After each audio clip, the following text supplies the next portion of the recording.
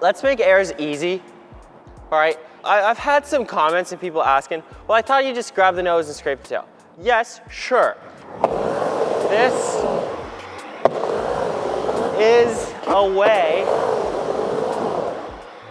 to start getting comfortable with airs, with like the beginning stages of airs. But you can run into a lot of problems only learning them like that.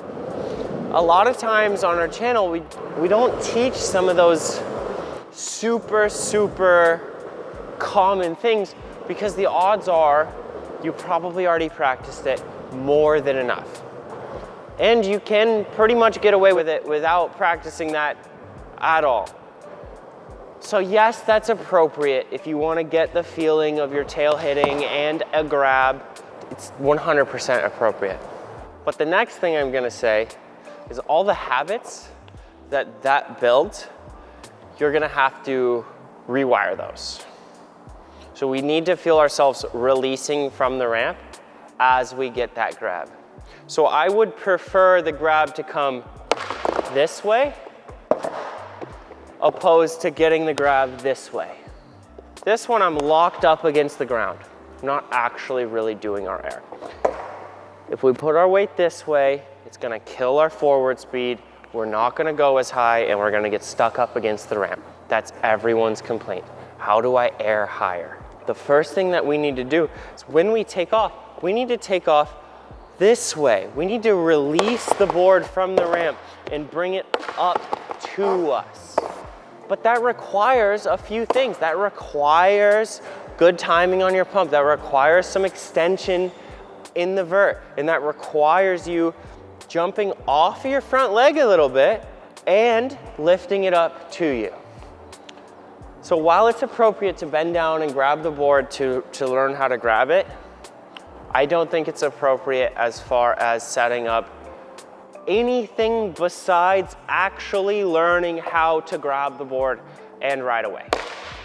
Everything else you're gonna learn in the basically the rest of the content that I posted on Backside Airs. There's one more thing that I really want to address because it's so common in my lessons that I say we work on kick turns and we work on popping. And I'm like, okay, now do a little air. Just the same, in the same place, same everything. And they're like, I have to go over coping to do an air. And it's just not true. You can do late grabs at and under coping very efficiently. And you should practice that a lot before you do your airs over the coping. I feel like this is an issue because everyone is stuck up against the ramp. From the last example, this isn't gonna be an air. But if I just go fast enough and grab like that, as I run into the coping, I'm gonna get air. But I don't count that because it leads to so many other issues that I'm like, let's just completely scratch that process and learn it the right way from the beginning.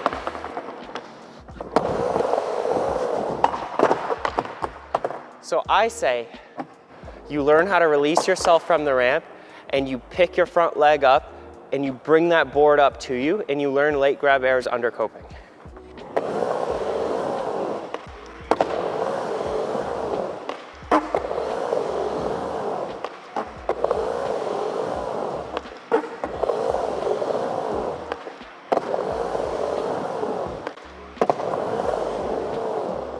You're gonna be able to get everything you need out of your air practice just right there. You're gonna feel if you lean back, but you can survive. You're not going 3 feet out, so if you lean back a little bit, you can probably still make it. Say, oh, next one, I'm not gonna lean back as much. We wanna get our airs to the point where we can make them consistently so we can practice them. I remember learning switch airs. The hardest part was to get it so I could do 10 in a row. Because once I could do 10 in a row, I could practice 100 or 200 a day. But while I was only making 1 at a time, or maybe 2 at a time, or even bailing, not making any, I couldn't get any practice. I'd be there for 2 or 3 hours and I'd make 10 or 20 or 30. But then once I turned that corner where I was able just to do 10 in a row, it took 10 runs to do 100. Like, you can start practicing them. So bring them lower, release yourself from the ramp, get those grabs, start making them, and then just grind it. Do like 1,000, do like 2,000 of them, and just slowly inch your way up, keeping that same framework. Before you know it, you'll be doing 2, 3, 4 foot airs and feeling super comfortable.